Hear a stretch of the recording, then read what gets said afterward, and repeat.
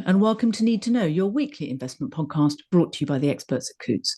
I'm Sarah Muir, and I'm joined by Irene Wolstenholme for a special episode of Need to Know, looking at the recent proposed changes to rules around res non-doms. Now, this is not intended to be tax advice. We're just going to look at what the potential impact is of these proposed changes, and I say proposed advisedly. So, hi, Irene. What are the three things we need to know about res non-doms? Hi, Sarah. So the three things that we're going to talk about that I think we need to know about are, first of all, there are going to be some changes to the regime. When's that going to come in? The second one is some of the changes they're going to be to income tax and capital gains tax, which we have some reasonable idea about. And the third one is to do with the suggestions of changes for inheritance tax, which we have rather less idea about. Okay, all right then. Well, let's start off. I feel like we should explain for those that don't know, because it's a term that's bandied around quite a lot, and it's in a lot of the press, and particularly in the run up to the recent budget. But it's a hard thing to define. What do we mean by res non-dom? It is indeed, and I think this is probably one of the reasons that these things are changing. Someone who is resident in the UK is someone who is actually physically present here. So it's where your feet are, really, as it were. Are you actually in the UK for a certain number of days a year, which depends a bit also on whether you have a house and so on. But a certain number of days, are you actually physically present here? Someone who's domiciled here is someone who has the UK as their long-term permanent home. It's where the heart is, if anything. Right. It's where is the place that you ultimately belong. Okay. Now, the problem with that is that it just doesn't fit the way that so many families work nowadays. I see in my work so many people who have really, really international families, and they just don't really fit in domicile in the same sort of way. So the proposals that have been put forward, the biggest thing that they are doing is saying we are going to take this idea of domicile entirely out of the tax system. We're going to base it entirely on, are you resident here? So are you physically present here, which is a much more objective test. So it's basically what before we get into the sort of the nitty gritty of what they're going to be doing, well, if they do it, of course, is that it's going to be a simplification, because we're removing this slightly ambiguous term that is kind of hard to define, especially for the world we live in now in the 21st century. So we're not saying it's good or bad. We're just saying it's probably going to be a simplification. It should, for almost everyone, be a real simplification. And as always with this, we might talk about this later, possibly there'll be winners, there'll be losers. Some people will be very happy. Some people will be very unhappy. That is how tax things often happen. And obviously on Need to Know, we don't take a political side. We are looking at this purely from an objective point of view. Okay, so there was a big announcement. It was one of the big things that came out of the recent budget. When is this actually going to happen, if it happens? Yes, so this is the first thing to say. So the proposals and everything that happened in the budget said that it was going to happen from the 6th of April 2025. Right. So it will not affect any of the current tax year or the tax year that it is from 24 to 25 up to the 5th of April 25. That will stay exactly the same as things are now. So it's from the 25-26 income tax year. That's when all of these will start. Okay, and but it's a big if, though, isn't it? Because there's nothing yet in any sort of legislation that's been published, is there, or any draft legislation? That's right, absolutely. So the draft legislation that was what most of the budget was talking about. That's already been published. That had all of the sorts of things about, I don't know, a small reduction in certain capital gains tax rates, all of that sort of thing. That's already been published. That's going through the Commons at the moment. This stuff here about the changes to res non-dom systems and the remittance basis and so on, absolutely not in that legislation at all. So what we would be expecting would be that later in the year, there would be another finance bill that would introduce this. Now, as I am sure you have spotted, there is an issue with this because there will be a change of government of some sort later in the year. Now, it may just be from the one government to the same party. It may be from this government to a different party. We don't know at the moment, obviously. But there will be a change of parliamentary session, as it were. And so all of the current legislation will land up stopping and then starting again after the election. Exactly what will happen then is, I'm afraid, you can make up your own minds. I don't know. Most of the people I have been speaking to seem to think that probably whatever happens, something like this will go through, but could easily be a bit tweaked at the edges. It might not be exactly what is in the current publications, but there are people who think that there could be quite considerable changes. Yeah. So I guess the key thing then is that if anybody thinks they're impacted by this, they shouldn't be too hasty in doing anything until they know what's actually going to happen and what's actually going to be in the legislation. That's absolutely right. Yes, absolutely, Sarah. The only thing is that they also shouldn't leave it too long either, because it may be that we don't actually know specifically what is in that legislation until, February or March 2025, at which point there will be very little time to actually do anything if you need to rearrange your affairs. So there is going to have to be this balance between not having any knee-jerk reactions, but also being prepared enough to do whatever you need to do before this comes in, if it comes in April 25. Okay, all right then. So that's our first point. So essentially we're looking at having this concept of domicile being removed from this regime, which in theory is going to perhaps simplify it, but it's a proposal. It's not in any finance act yet. We're going to wait to see for that. And obviously we've got to wait to see what happens when we have a general election. So let's assume that it is going to go ahead. Mm-hmm. What were the sort of, your second point then was reflecting on two of the key areas that are going to change. Yes, so I was talking about the influence that this would have on the way that raison d'hommes are charged income tax and capital gains tax. Now, what I ought just to say to start with, and I will not be very technical at all about this, but what I ought to say to start with is that if you're a resident and not domiciled in the UK, and also have lived here fewer than 15 years, then if you wish to, you can claim what they call the remittance basis. Now, what that means is that your overseas income is not taxed unless you remit it to the UK, which means you bring it to the UK to use in some ways. So you transfer it from one bank account to another, or somehow you use that money in the UK. So it's this remittance basis that is the issue. It is very complicated and causes many people a considerable amount of headache.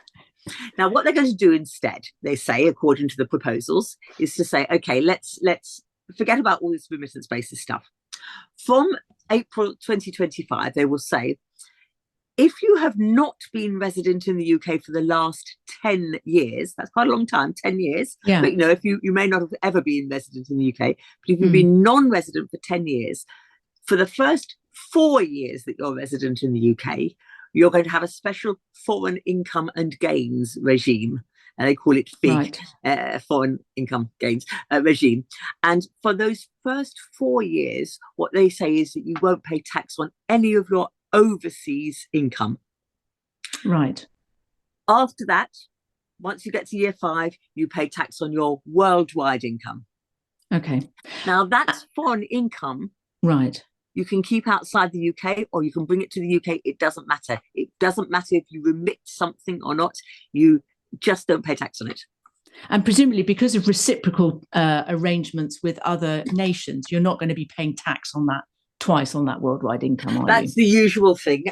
It depends on the specific the countries involved, but the UK has a very wide network of tax treaties with pretty much any other country where they have income tax, which will generally say where any particular sort of income is going to be taxable.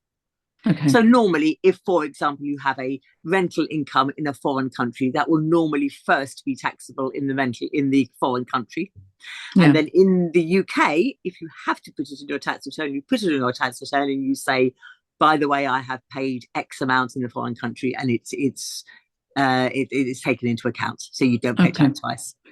I was, because funnily enough, before we started talking about this, if I think of raison d'hommes, I think of overseas people living in the UK with sort of a global kind of big assets and businesses and things. But we could actually be talking about British expats living abroad, couldn't we, that are maybe going to come back to the UK? Now that's an interesting one. So these are some people where this will affect a lot and may not have expected it. Now, a British expat living abroad will almost certainly be UK domiciled.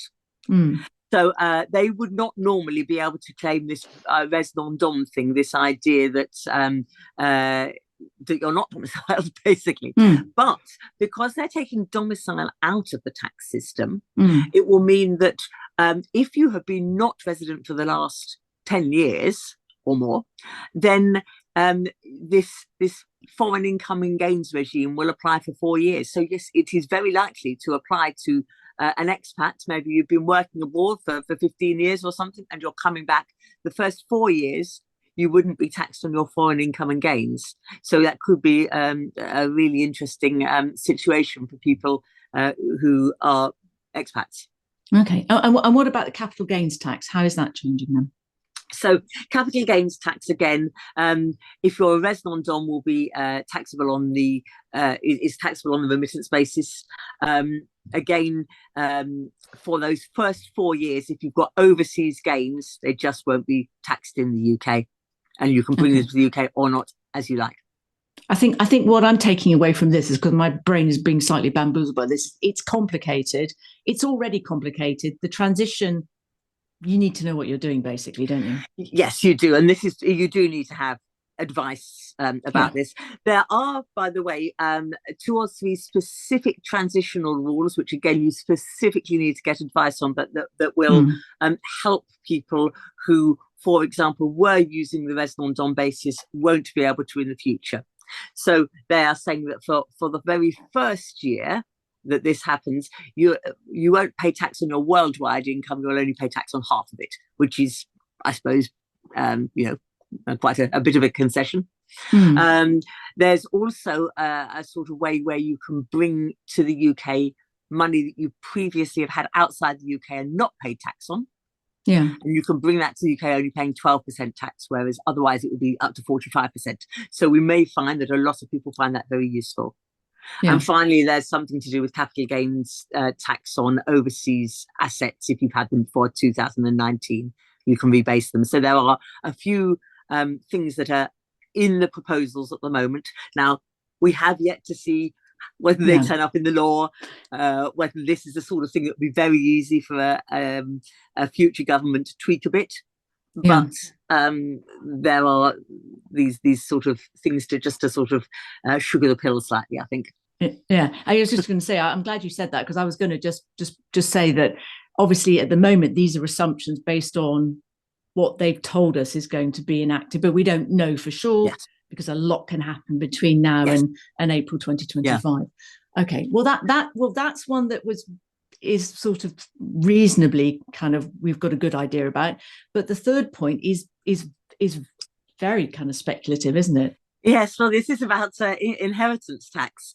Now, the issue here really is that the government have basically said this is going to be open for a consultation. Right. Now, let me just explain what happens at the moment. Inheritance tax is entirely dependent on domicile. Forget residence, it's entirely dependent on domicile.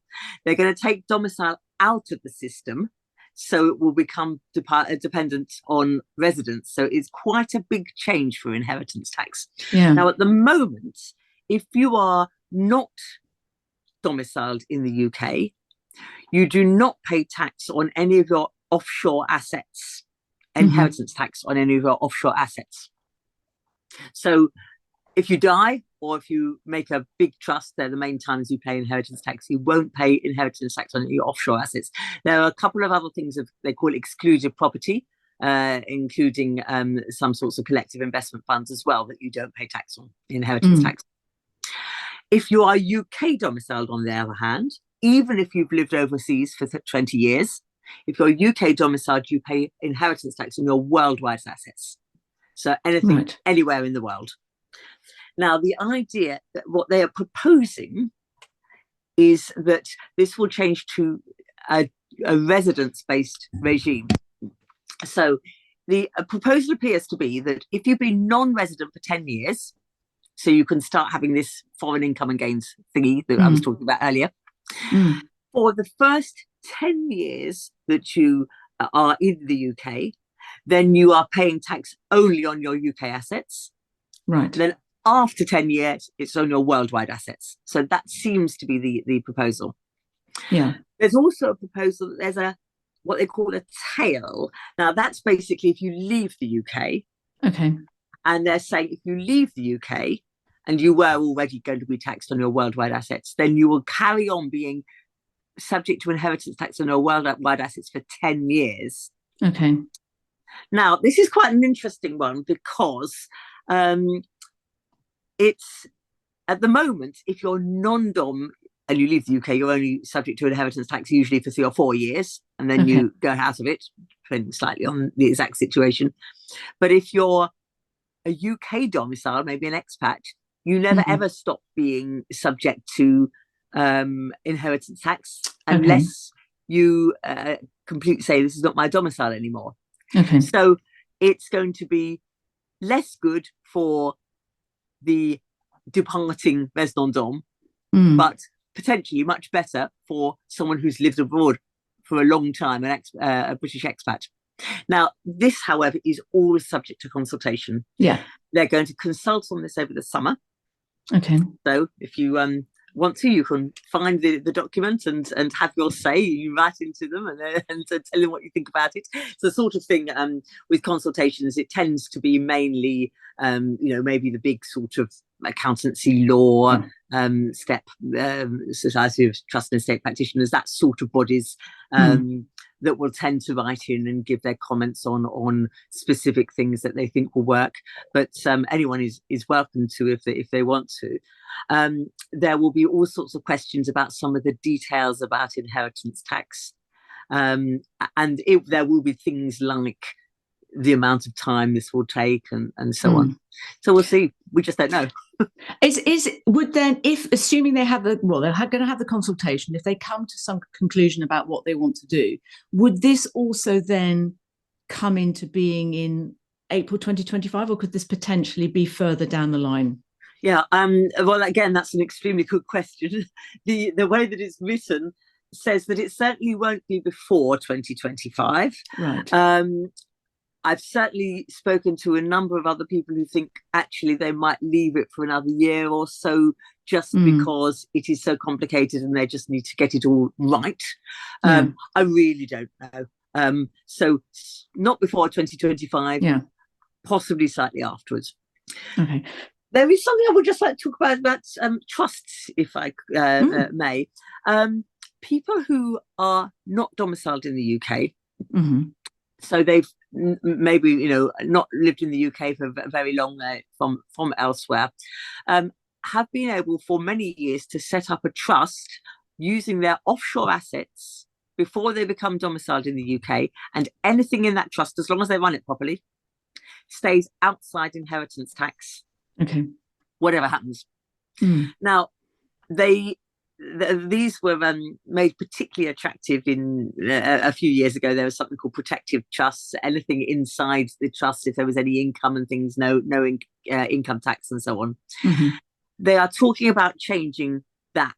Again, we don't quite know how it will work. They do say that if a non-dom sets up a trust before 2025 using non-UK assets, then that will continue to be outside inheritance tax. But there are other things they're saying. Maybe actually that income and gains will still be will now be subject to income tax. There's a lot of things that could change there.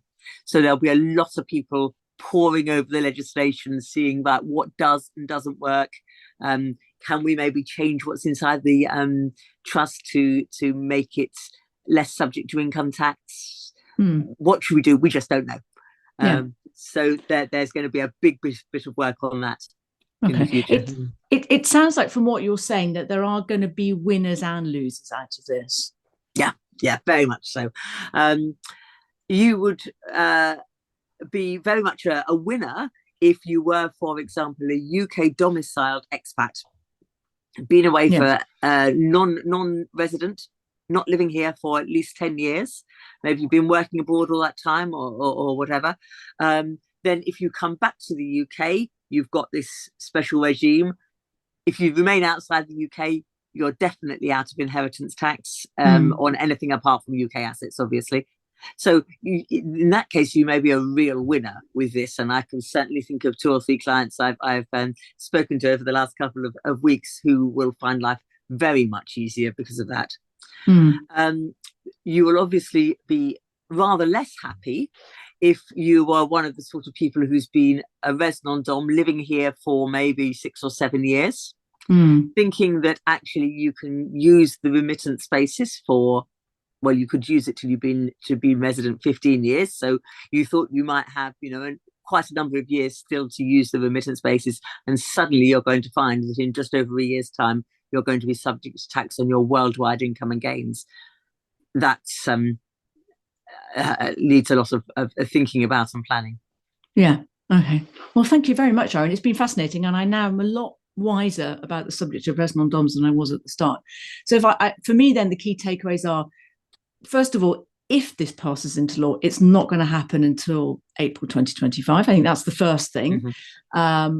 And we may even see, we will see a change in government, whether it's a change to the same party but different personnel, or it's a different party. We don't know yet. But potentially that's going to impact this legislation as well. I think also for me, it's like, don't act in haste.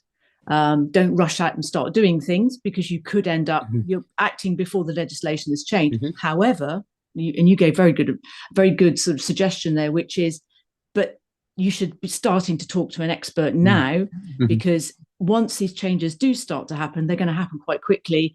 And if you've managed to find a fantastic tax advisor, if they're really fantastic, they've probably already got a huge client base, and you're going to be at the back of the queue. So you want to get in there now and start talking to experts. Thank you very much, Irene. As I say, absolutely fascinating. A reminder that the views expressed in this podcast are not intended to constitute investment or, for that matter, tax advice, are accurate at the time of recording, and are subject to change. Thank you, everyone, for listening, for your comments, suggestions and feedback. It's always very, very welcome. We'll be back next week with more Need to Know. Until then, bye for now.